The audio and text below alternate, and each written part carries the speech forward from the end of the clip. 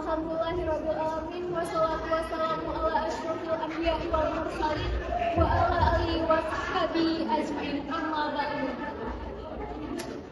Sebelumnya marilah kita panjatkan puji serta syukur kita atas kehadirat Allah Subhanahu wa taala yang dimana telah memberikan rahmat serta karunia-Nya sehingga kita dapat berdiri serta berkumpul di ruangan ini. Dan tak lupa salawat serta salam marilah kita hadiahkan kepada junjungan kita Nabi besar Muhammad Sallallahu Alaihi Wasallam. Yang saya hormati dosen pengampu mata kuliah keterampilan berbicara Ibu Nuriana SPD MPD dan yang saya sayangi teman-teman seperjuangan sekalian.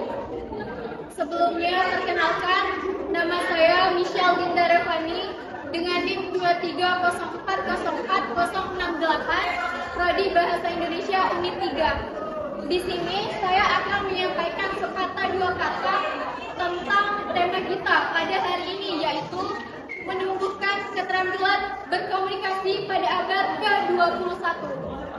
Nah, pada abad ke-21 ini manusia harus memiliki keterampilan, harus memiliki beberapa keterampilan. Salah satu keterampilan yang harus kita miliki adalah keterampilan berkomunikasi. Tentu saja dikarenakan di kehidupan kita sehari-hari, jika kita mampu berkomunikasi dengan orang di sekitar kita atau dengan lawan bicara kita, maka kita akan menjadi orang yang lebih relevan atau lebih dihargai orang lain. Nah, secara harfiah, pengertian berkomunikasi adalah suatu gagasan atau penyampaian ide yang dilakukan oleh seseorang kepada orang lainnya atau lawan bicara. Yang dimana tujuan berkomunikasi itu adalah kita dapat menyampaikan ide, gagasan, buah pikiran, ataupun pesan serta pendapat kita yang bisa kita lontarkan dari diri kita ke orang lain. Nah, namun ada beberapa cara nih supaya keterampilan berkomunikasi kita ini lebih meningkat. Yang pertama, jika kita ingin menjadi orang yang lebih didengarkan kepada orang banyak, maka yang pertama kali kita harus belajar menjadi pendengar yang baik. Bagaimana cara belajar menjadi pendengar yang baik? Nah, yang pertama kita bisa melakukan, jika kita menjadi pendengar, kita tidak boleh menjadi pendengar yang pasif, karena pendengar pasif itu cenderung tidak banyak respon. Lebih tepatnya mereka sering berdiam diri ketika orang lain sedang menyampaikan pendapat. Namun, jika kita menjadi pendengar yang aktif, maka kita akan menjadi orang yang lebih bisa mengeluarkan ekspresi kita dalam pembicaraan tersebut kepada lawan bicara. Nah, yang kedua, ada cara mengatur emosional kita dalam berkomunikasi dengan orang lain. Bagaimana cara mengaturnya? Jika kita mendengarkan orang lain sedang menyampaikan pendapat atau gagasan tersebut, maka hendaklah kita mengatur emosi kita agar perkataan kita yang keluar dari mulut kita lebih stabil. Karena kenapa? Jika kita berbicara terlalu terburu-buru, maka orang lain juga tidak mengerti apa yang kita sampaikan. Jadi, poin yang harusnya kita sampaikan itu tidak tersampaikan. Kenapa? Karena pembicaraan kita terlalu terburu-buru, terlalu cepat-cepat, namun tidak ada poin tersebut dalam pembicaraan tersebut.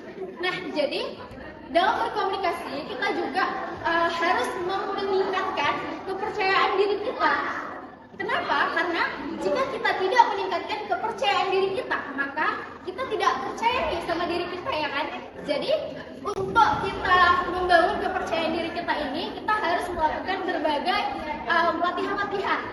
Yang pertama bisa kita lakukan semisal kita menjadi orang yang introvert, ya. Orang introvert itu lebih kita kenal dengan orang yang tidak sering bicara dengan orang lain. Kita bisa melakukan latihan tersebut itu di rumah, seperti di kamar nih, ya kan?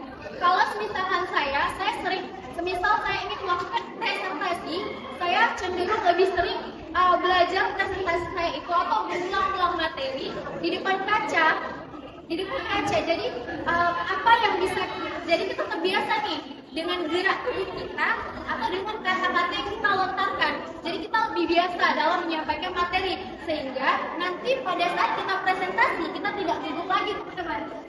Itu cara yang sering saya lakukan.